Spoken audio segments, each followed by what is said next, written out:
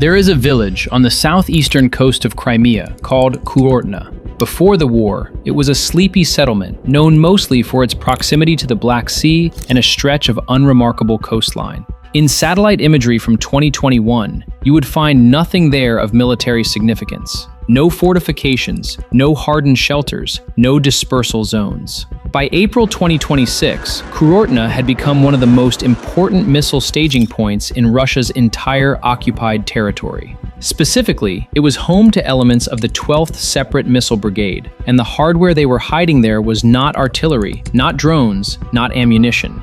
It was Iskander. The Iskander-M is, by any reasonable measure, the single most dangerous conventional weapon that Russia regularly fires at Ukraine. It is a short-range ballistic missile with a reach of up to 500 kilometers, a terminal velocity between Mach 6 and Mach 7, and a warhead capacity of up to 700 kilograms. It can carry high explosive fragmentation, cluster munitions, fuel-air explosives, bunker-busting penetrators, and, though Moscow will never confirm deployment in Ukraine, nuclear payloads. What makes the Iskander uniquely terrifying is not just its speed, it is the flight profile. In 2025, the Russian Defense Ministry upgraded the Iskander-M with quasi-ballistic trajectory modifications and terminal phase radar decoys, enabling the missile to execute unpredictable mid-flight maneuvers that confound even the most advanced Western air defense systems. Ukrainian Air Force spokesperson Yuri Ignat confirmed publicly that these modifications had significantly complicated interception, including by American-made Patriot batteries. A Financial Times report from October 2025, citing current and former Ukrainian and Western officials, noted that interception rates against Iskanders had dropped from 37% in August to just 6% in September. 6%. That is, the weapon system Ukraine's unmanned systems forces went after on the night of April 15th. The strike was announced on April 16th by USF Commander Robert Madyar Brovdy, who has become one of the most visible operational figures in the Ukrainian military, a man who narrates his unit's kills on Telegram with the matter-of-fact cadence of a football commentator reviewing match highlights. This time, the announcement was unusually detailed. Brovdy reported that units from the 9th Kairos Battalion of the 414th Separate Unmanned Systems Brigade, better known as Madyar's Birds, had struck 16 separate Russian military targets across temporarily occupied Crimea, Zaporizhia, and Donetsk oblasts. 16 targets in a single night. The target list reads like an inventory of everything Russia needs to sustain its missile and air defense architecture in the southern theater. 2 Iskander operational tactical missile system bases at Mizhyria and Kurortne were hit directly. A Pantsir S-1 air defense system was struck in Crimea. An OSA AK short-range air defense system was destroyed near Vodyane in Donetsk region. A Buk M1 medium-range air defense system was hit at Batahivka in Zaporizhia. Fuel depots at Oktyabrske and Hliboki Yar in Crimea were targeted. A Black Sea Fleet ammunition depot at Mizhyria was struck, and a workshop and warehouse facility used by the Rubicon drone unit was destroyed at Hirne in Donetsk. Brovdy also noted, almost as an afterthought, that USF units had participated in a separate strike on the Tuapse oil refinery in Russia's Krasnodar region, a Rosneft facility with a processing capacity of 12 million tons of petroleum products per year, one of the 10 largest refineries in the country. That strike produced fires visible from space, and according to Astra's open-source analysis, set at least 3 fuel storage tanks ablaze. The smoke plume was photographed by NASA satellites rising over the Black Sea. But as devastating as the Tuapse hit was, it is not the core of this story. The core of this story is the Iskanders. Now step back and consider what Russia was doing in Crimea with those systems. The Iskander does not operate like a conventional artillery piece. It is a mobile system designed for rapid deployment on a transporter erector launcher, a TEL, that can set up, fire, and relocate within minutes. Russia has approximately 160 Iskander TELs spread across 13 missile brigades, each typically fielding 12 launchers. The 12th Separate Missile Brigade, based at Kurortne, is one of those formations. It is part of Russia's southern military district, and its primary role since the full-scale invasion has been to launch ballistic and cruise missiles at Ukrainian military installations, energy infrastructure, and, as the evidence overwhelmingly demonstrates, civilian targets. Here is the critical point that most coverage of this strike has missed. Russia can produce missiles. It can produce them at significant volume. Ukrainian intelligence estimates that by late 2025, Russia had ramped production to between 60 and 70 Iskander-M ballistic missiles per month, a figure corroborated by RUSI's analysis of Russian Ministry of Defense procurement documents showing orders for over 1,200 9M723 ballistic missiles in 2024 and 2025 alone.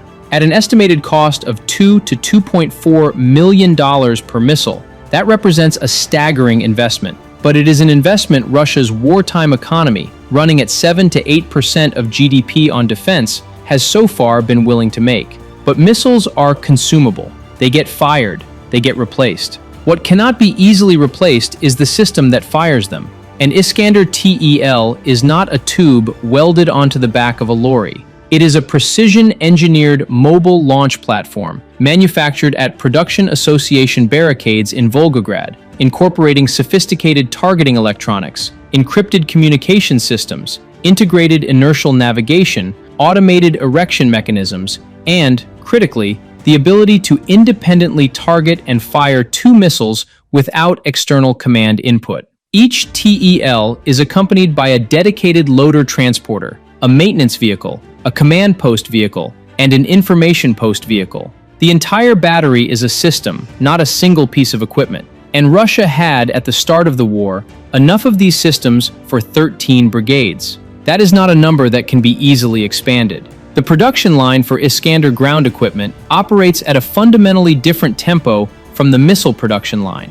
You can triple missile output by adding shifts and importing Chinese ammonium perchlorate for solid rocket fuel. You cannot triple TEL production by the same means. The precision machining, the integrated electronics, the testing protocols, these bottleneck the system at every stage. When Ukraine strikes an Iskander base, it is not merely destroying the missiles stored there, it is threatening the launcher fleet itself.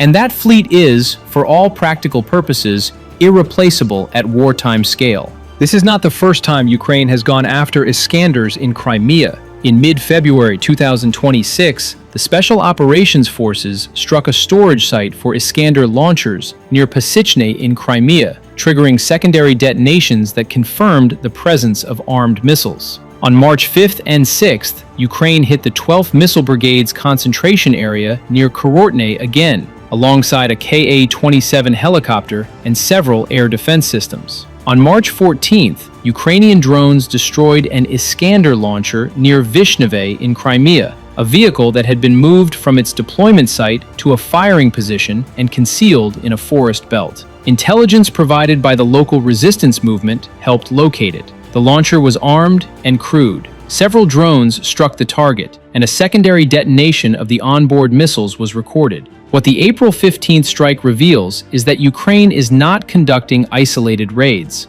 It is running a systematic campaign to degrade Russia's Iskander infrastructure in Crimea, hitting the same brigade, the same villages, the same deployment zones, month after month. The 12th Missile Brigade at Kurortne has now been struck at least 3 times in less than 2 months. The storage site at Mizhyria has been hit alongside a Black Sea Fleet ammunition depot located in the same area. Ukraine is not just targeting the Iskanders, it is targeting the ecosystem that supports them, the fuel that keeps the TELs moving, the air defenses that protect them, the ammunition depots that resupply them, and even the drone units that provide Russia with battlefield reconnaissance.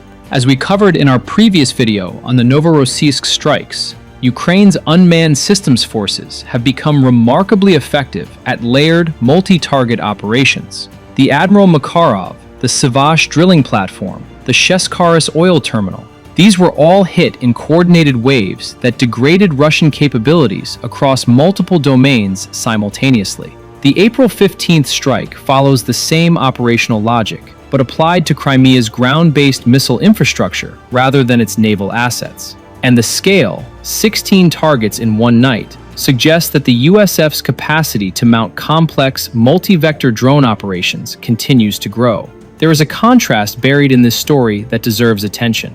On the very same night that Ukraine was dismantling Iskander bases in Crimea, Russia was launching its own massive aerial assault against Ukrainian cities. On April 14th and 15th, Russian forces fired 3 Iskander-M ballistic missiles from Rostov Oblast and launched 324 Shahed-type, Italmus-type, and other one-way attack drones from staging points across western Russia and occupied Crimea, including from Hvardiske and Cape Chauda, both located on the peninsula that Ukraine's drones were simultaneously attacking.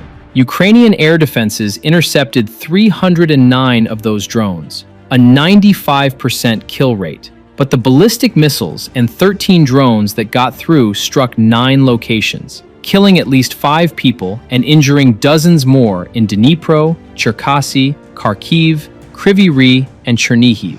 This is the asymmetry that defines the current phase of the war. Russia fires hundreds of drones and missiles at Ukrainian cities, aiming to exhaust air defense stockpiles and terrorize the civilian population. Ukraine, unable to match that volume with its own missile arsenal, instead sends drones after the systems that generate those attacks. The logic is not tit for tat, it is structural. If you cannot outshoot the archer, burn his bow. And the numbers increasingly favor this approach. As we explored in our earlier coverage of Ukraine's drone war, the unmanned systems forces now account for 2.2% of the Ukrainian army, but deliver 35% of its results, at an average cost of $878 per confirmed kill. Ukraine's drone manufacturing ecosystem has expanded to over 160 companies, producing more than 1,343 drone variants. In March 2026, Ukraine outshot Russia in drone deployments for the first time.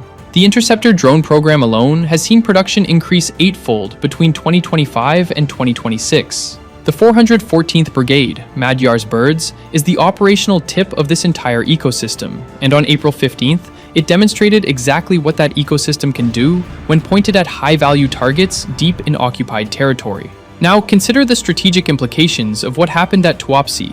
The strike on the Tuapse oil refinery was not a separate operation from the Crimean strikes. It was part of the same night's campaign, and it carries its own significance. The Tuapse refinery, operated by a Rosneft subsidiary, processes approximately 12 million tons of petroleum products annually. It produces automobile gasoline, diesel fuel, fuel oil, and raw materials for petrochemicals. It is directly connected to a marine oil terminal on the Black Sea, and it has been hit before, in March 2025 and repeatedly since. But the April 16th strike appears to have been particularly damaging. Astra's open-source analysis identified at least 2 fire sites on the refinery's territory and a third blaze offshore near the marine terminal. Ukraine's Special Operations Forces later confirmed that the strike damaged deepwater oil loading arms, pipelines, and storage tanks at both the refinery and the terminal. This matters because it fits into a broader pattern that we have covered extensively. Reuters calculations indicate that Ukrainian strikes on Russian refineries have now cut Russia's refining capacity by 17%. Roughly 1.1 million barrels per day taken offline. Each refinery hit compounds the problem. Russia can export crude, but it cannot refine it domestically at previous capacity. This squeezes both military fuel supply and the civilian economy, and it creates bottlenecks that ripple through Russia's logistics chain all the way to the front lines.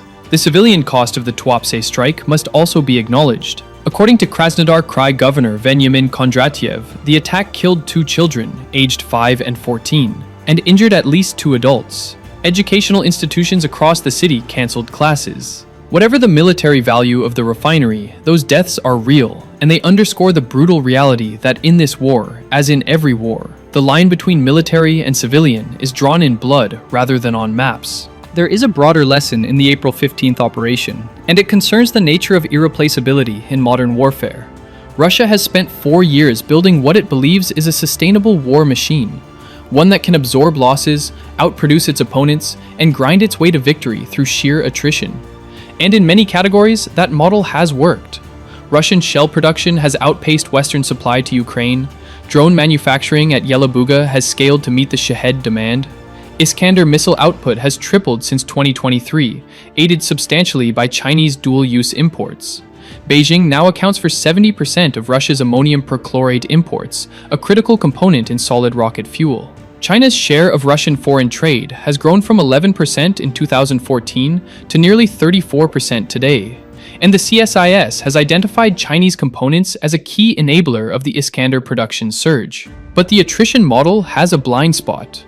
It assumes that the things being consumed, shells, drones, missiles, are the things that matter most. They are not.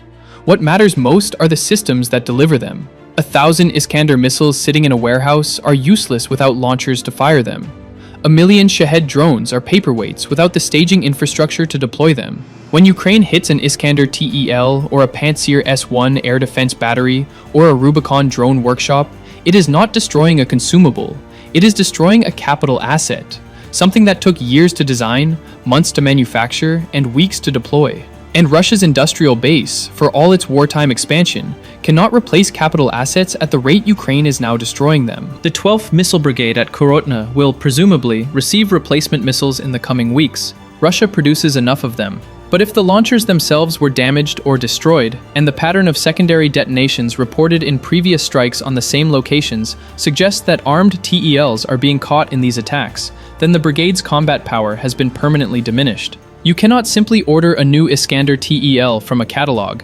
The production line at Volgograd runs at peacetime tempo, constrained by precision engineering requirements that do not yield to wartime urgency the way missile assembly lines do.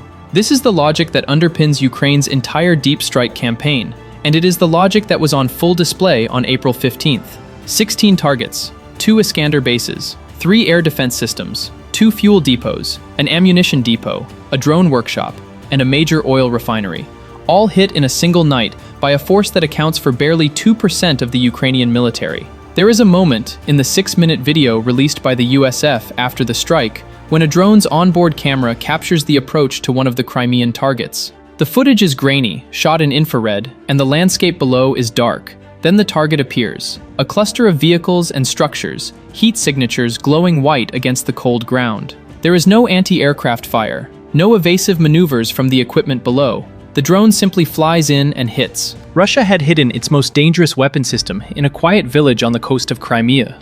It had dispersed it, concealed it, protected it with layered air defenses. And Ukraine's drone operators, flying machines that cost a fraction of what a single Iskander missile costs to manufacture, found it anyway. A mobile launcher designed to rain ballistic missiles on Ukrainian cities, concealed in a village that did not appear on any military map 3 years ago. Struck by a drone that probably cost less than its own fuel load. And the brigade that operates it has now been hit 3 times in 8 weeks. The Iskander remains Russia's most feared conventional weapon. But in Crimea, the hunters have become the hunted.